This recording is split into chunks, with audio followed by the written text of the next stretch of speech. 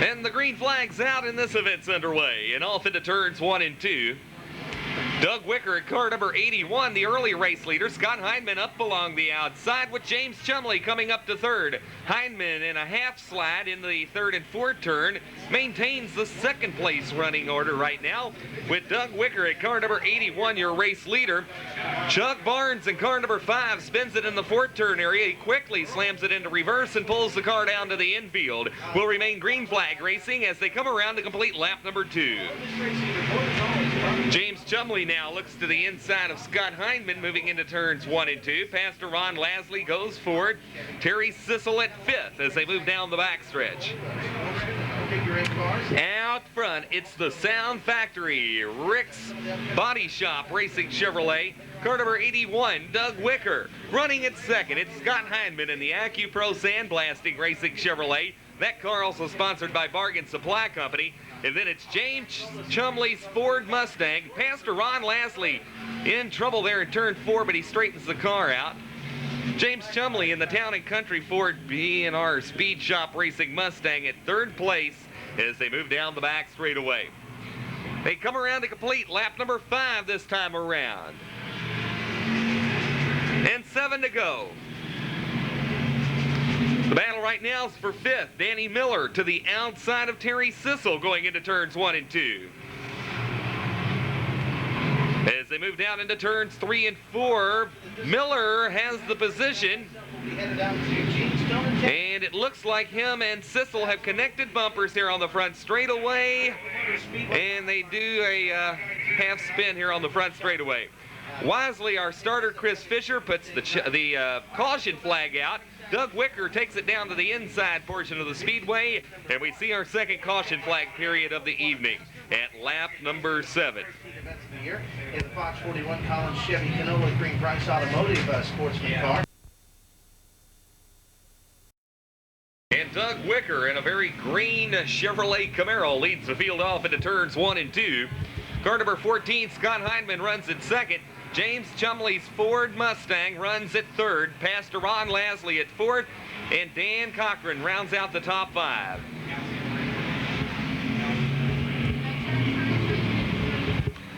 And Dan Cochran in trouble. Terry Sissel nearly collects him going into turns 1 and 2.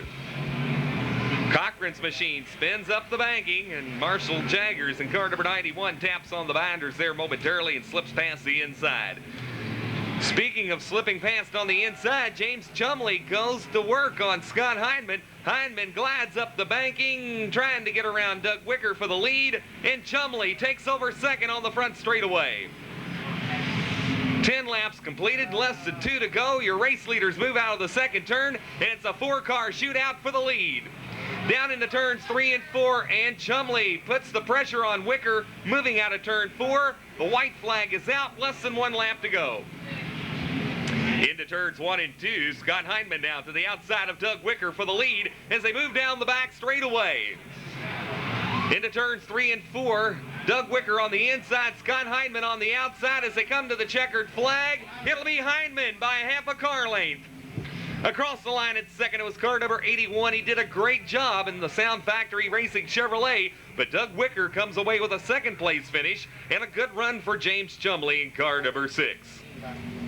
Sticking to his guns and sticking to the outside, it's the Bargain Supply Company, AccuPro Sandblasting, and Happy Hobbies Racing Chevrolet. The driver from Clarksville, Indiana, here's Scott Hindman.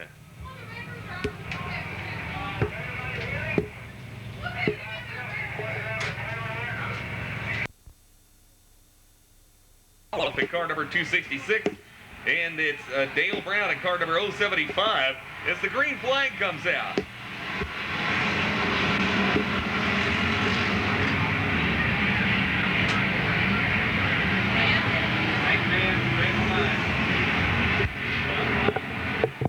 As the field moves into turns 3 and 4, they'll come around to complete lap number 1. And it's David Cleefus out front. The number 357 of Lynn Bunch runs at second. Gilbert Perkins in a Ford currently goes third. At fourth, it'll be Larry McAuliffe, followed by the 014 of Wayne Gutterman. How far are you from your next race? More. I'll finish this race.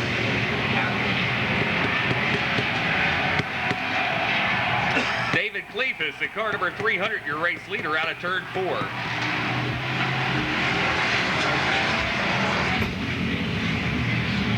think I'm going to get one of them roll-around chairs. Jack out of this thing. What is this, Rookie? Yeah, Rookie Bomber. Rookie Bomber 1. The leaders collect lap number 4 and move off into turns 1 and 2. 4 laps down and 4 to go. David Cleefus in the number 300 is your race leader. The number 357 of Lynn Bunch runs at second. Gilbert Perkins goes third. He's got a great battle right now with the number 266 of Larry McCullough here on the front straightaway. The 075 now moving up into the number 5 position. That's D. Brown.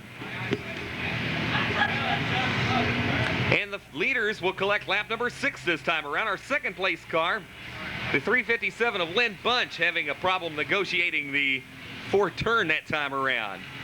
Looks like car number 59 is also headed back towards the pit area. Problems on that machine.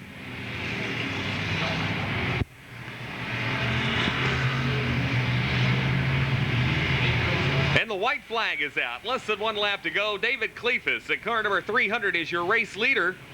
And he'll scoot down the back straightaway, looking to the inside of the number 128 out of turn number 4. And David Cleefus takes the victory. Across the line at second, Lynn Bunch and the number 357. At third place, it was car number 117, Gilbert Perkins. That's Gil Perkins Jr., car number 117, finishing up at third. Once again, collecting the victory in our first 8-lap heat race event for the Ken Towery General Tire Rookie Bombers, driving an Oldsmobile. The car is sponsored by the Spring Street Bar and Grill. Car number 300, David Cleefus.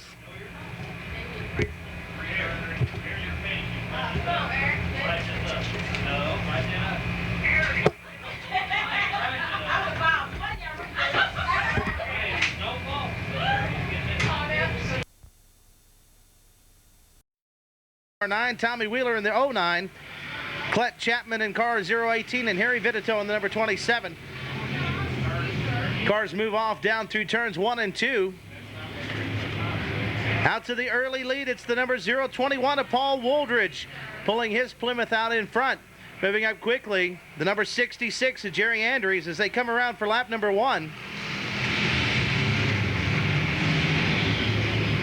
Black flag coming out, but not sure. I guess it was the 021 of your leader, Paul Wooldridge, as his car emanates a lot of smoke and now hands the lead over to the number 112 of Jerry Dowell. Jerry Dowell out in front. Rick Mears running second as we come around for lap 2.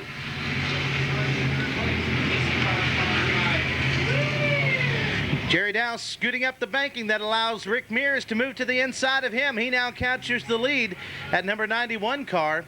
That sends Jerry back into second. Up to third now, the number 2 of Mike Vissy.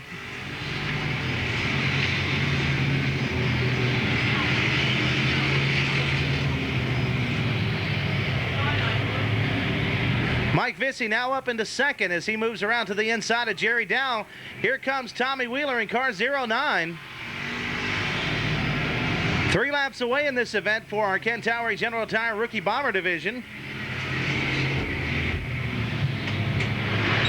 Black flag being shown once again. Here we come for lap number 5. Little contact here in the front straightaway between Tommy Wheeler and Mike Vissy. Tommy Wheeler now up into second place in that 09 car. He has worked his way up from the back of the starting pack. Also on the move is the number 344 of Ron Kidd. And getting the black flag, that's the number 07 of William Vest. Coming around for the white flag now, Rick Mears. And the Big O Tires C&D Automotive, Tommy Wheeler running second. Mike Vissy currently third. And Ron Kidd holding down fourth. Coming around for the final time down the front straightaway, here's your winner, the number 91 of Rick Mears. Tommy Wheeler running second, Mike Vissy coming across third, Ron Kidd fourth, and the number 142 runs fourth. So there you have it, heat race number 2, now history. The Big O Tires, a Valley Station C&D Automotive Powers transmission. Number 91 of your race winner, Rick Mears.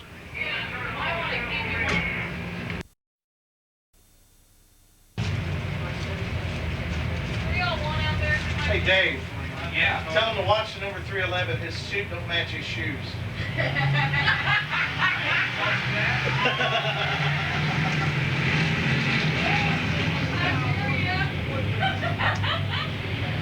I don't get it.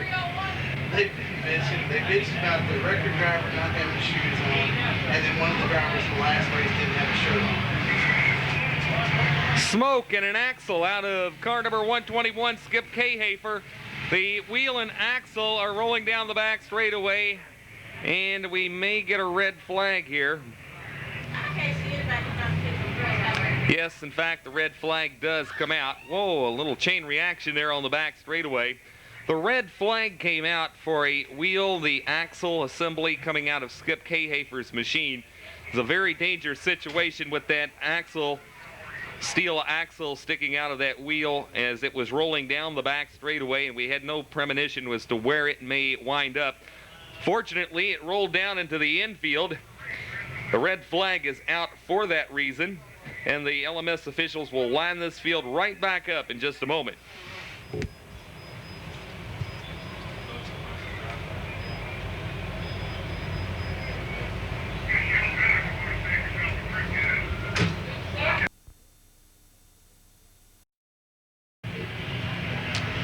Chris Fisher puts the green flag out, and we're back to racing.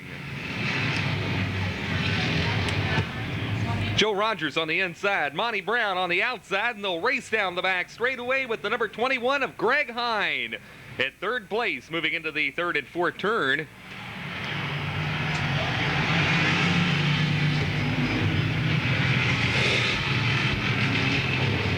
Car number 194 moving into the top 5 right now. And the top 3 cars come battling out of turn number 4. And Joe Rogers hangs on to the lead. Greg Hine runs at the number 3 position right now, although he pulls up along the inside of Monty Brown to battle for second. Car number 194 still at the number 4 position right now. That's Don Arndt. Terry Hadley in car number 43 goes 5th. Switch up for the lead. And it's the number 21 of Greg Hine. As Terry Hadley spins on the backstretch. Monty Brown now to the inside of Joe Rogers for second.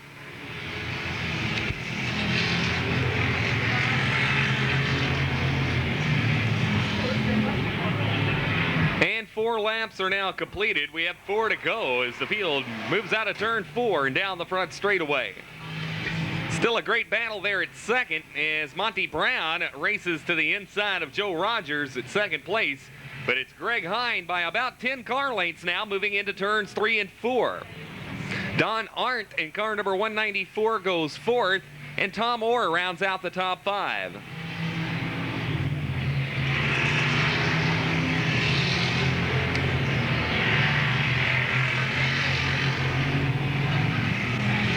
And the white flag coming out this time around for car number 21, Greg Hine.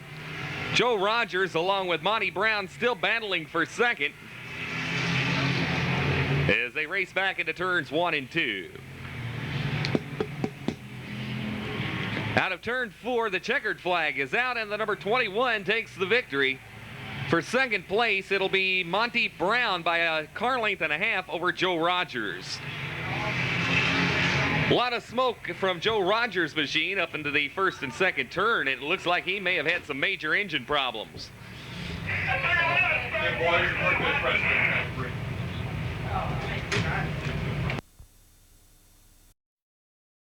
And moving down the back straightaway, our early race leader, Bill Fresenden, in car number 135, with Bob Higdon running at second. Coming up the third, Sonny Wiley, followed by Kevin Barnes as they race back into turns 1 and 2. After one lap of competition, Sonny Wiley now to the inside of Bob Higdon for second. A collision on the back straightaway involving Kevin Barnes. He spins his Ford Grand Elite around in the third turn and then rejoins the lineup.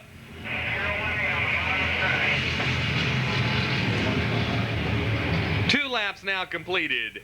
And it's Bill Fresenden, your race leader, moving into turns 3 and 4 with the number 84 of Sonny Wiley running at second. B.J. Strickland now goes third, and he puts the pressure on Wiley going into turns 1 and 2 for second place. Car number 6, Brian Elmore, looking to the inside of Strickland on the back straightaway in the number 125, and puts the pressure on him now for the number 2 position as they move out of turn 4. 4 laps completed and 4 to go. And it's the number 135 of Bill Fresenden, your race leader. B.J. Strickland for second. Brian Elmore goes third. 5 laps now completed and 3 to go. Kevin Barnes spins it over in the second turn. Pat Mills now. The 010 moves to the inside of Brian Elmore, takes over third place. Elmore puts the pressure on and then gets a little crossed up there in the fourth turn.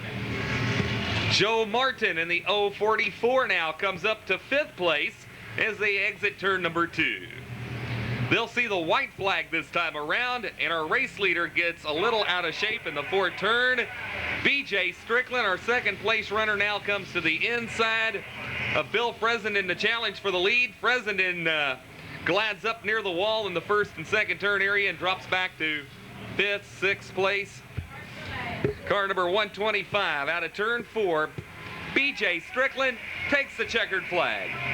For second, it was the number 010 of Pat Mills, and then finishing up at third, Sonny Wiley in car number 84. There's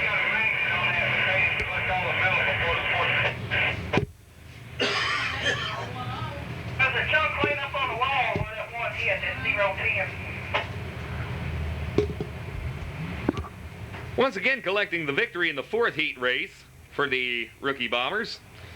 And the car sponsored by Holland Income Tax Service, as well as Taylor's Body Shop and Able Auto Parts. Car number 125, B.J. Strickland.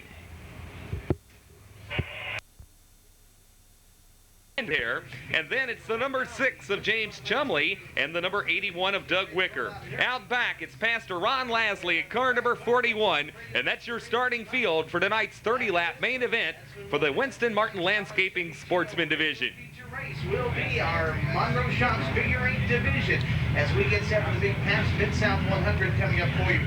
Next weekend here at the Louisville Motor Speedway, we'll be doing that race as well, all 100 laps. Tom and Rick Ford, along with our starter Chris Fisher, signals to the field. 1 lap to the green flag. In the meantime, we got heat race results for you. These drivers not only competing for a local track championship here at Louisville Motor Speedway, but for a regional as well as a national short track title through our involvement with the NASCAR-sanctioned Winston Racing Series. Louisville Motor Speedway is in the NASCAR Mid-America region.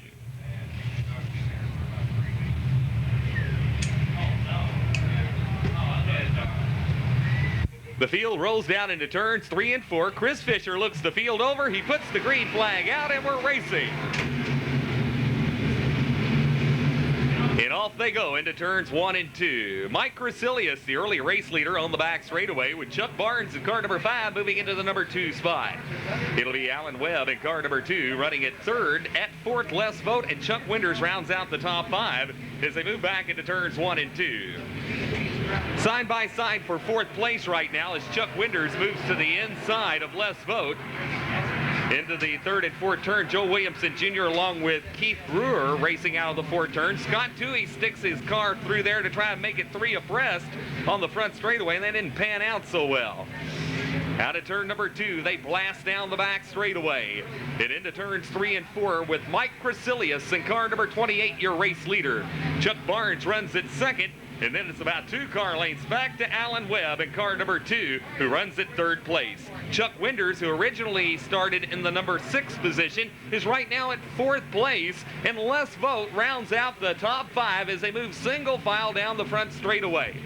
Next, we look back to a side-by-side battle just outside the top 5 between Rick Harris and Keith Brewer, a pair of rookies in this division, as James Chumley in car number 6 has found the infield up in turn number 4. They continue to circle this Louisville Motor Speedway, and the battle for 5th place begins to heat up. Joe Williamson Jr. took a look to the outside of the 22 of Les Vogt, but could not capitalize on it, and right now he glides up the banking in turn number 4. Rick Harris in car number 3 comes past on the inside, as does Rick Irwin in car number 90. They'll run side by side out of the 2nd turn and down the back straightaway. Irwin trying to pick up yet another position. Out of turn 4, it's Mike Crecilius at lap number 7. The Morris Electric Company Custom Colors of Louisville Racing Chevrolet.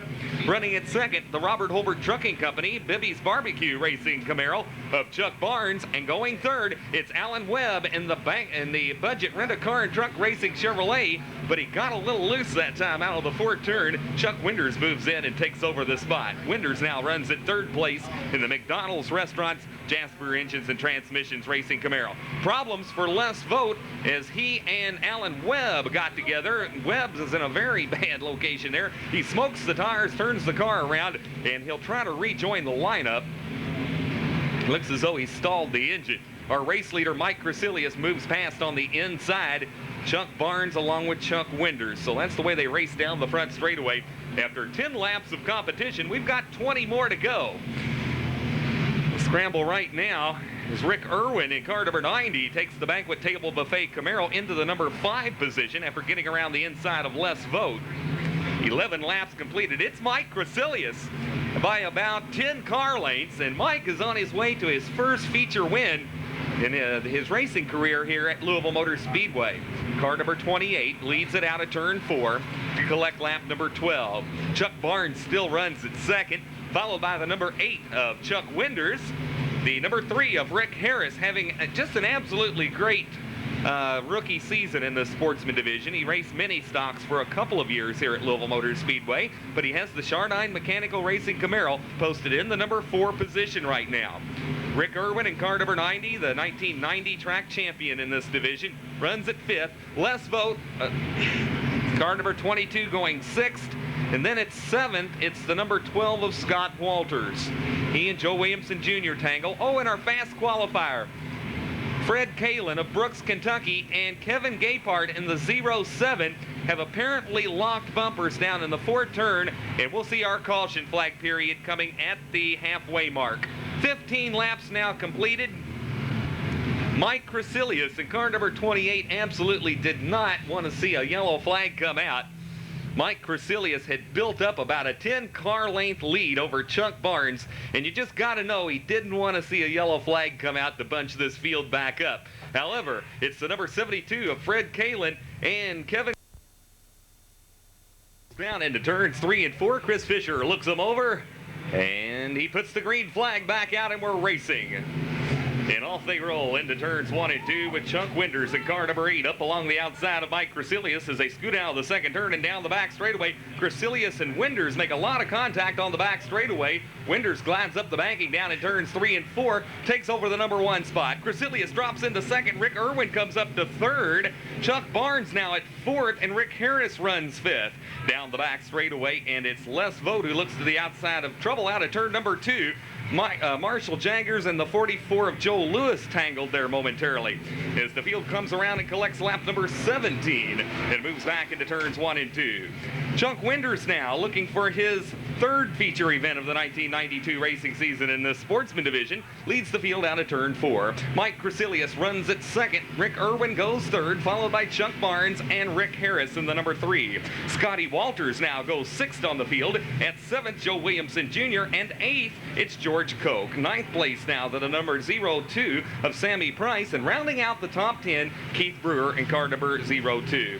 It looks like Les Vogt, car number 22, has a left rear tire, went flat on his machine. He pulls down to the infield. The top 3 cars have pulled away from the rest of the field. The battle right now is at second place. Rick Irwin looks to the inside of Mike Crecilius and pulls along down on the inside, gets past the inside of Crecilius and takes over second as they move down the back straightaway. Just behind them, going into turns 3 and 4, it's Rick Harris, Scott Walters, and Chuck Barnes battling for 4th, 5th, and 6th as they scream down the front straightaway, and they're back into turns 1 and 2. Scotty Walters picks up 5th place as they move down the back straightaway with 21 laps completed. We have less than 9 to go. The field's out of turn number 4 and down the front straightaway. It's Chuck Winders in car number 8, the McDonald's Restaurants, Jasper Engines and Transmissions Racing Chevrolet, looking for his third feature win of the 1992 racing season. Running at second, it's car number 90, Rick Irwin, the Banquet Table Buffet Camaro. He looks to the inside of Winders now on the front straightaway with 23 complete. And we're 7 away from a finish. It's Irwin to the inside of Winders again. And this time he has a fender up on him going down into turns 3 and 4. Irwin side by side with Winders out of turn number 4 and down the front straightaway with 24 complete. We're 6 away from a finish. It's Irwin taking the lead out of turn number 2 and down the back straightaway. The Banquet Table Buffet Racing Camaro, your race leader. Car number 8, Chuck Winders, runs at second. A little contact among the top 3 as they come around and collect lap number 25. We're 5 away from a finish. They're at 4th place. It's Rick Harris in car number 3, along with the number 12 of Scott Walters, who runs at 5th. Going 6th, it's Joe Williamson Jr., then 7th to George Koch, a winner 1 week ago. And then it's the number 5 of Chuck Barnes, who had a strong run early in the event, but has faded some now in the last portions of the race. Sam Price in the number 02, he's also inside the top 10. Out of turn 4, it's Irwin, your race leader by 4 car lengths now, moving into turns 1 and 2 with less than 3 laps to go.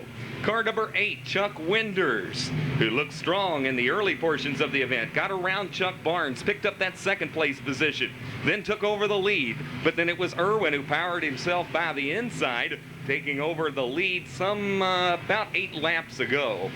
As they move down the back straightaway, Rick Irwin in car number 90 will see the white flag as the race leader out of turn number 4. And you'll have to go back to 1990 was the last time that Rick Irwin won a feature event here at Louisville Motor Speedway. But he came away with the 1990 Winston Martin Landscaping Sportsman Championship that summer. Out of turn number 4, Rick Irwin will go to victory lane for the first time in a year and a half here at Louisville Motor Speedway. Across the line at second, it was car number 8, Chuck Winders, and car number 28, Mike Crecilius. There's a story to this one tonight.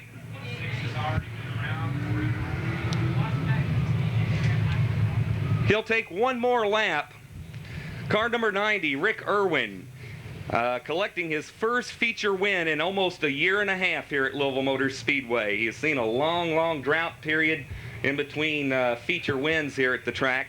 He is the 1990 Sportsman champion here at Louisville Motor Speedway. Without a doubt, car number 90 rolling down into turns 3 and 4. The car sponsored by Banquet Table Buffet. In addition to getting his first feature win of the 1992 racing season, this driver would like to dedicate this win tonight. Car number 90, his mother passed away this week, and he'd like to dedicate this win tonight to his mother. There he is, ladies and gentlemen.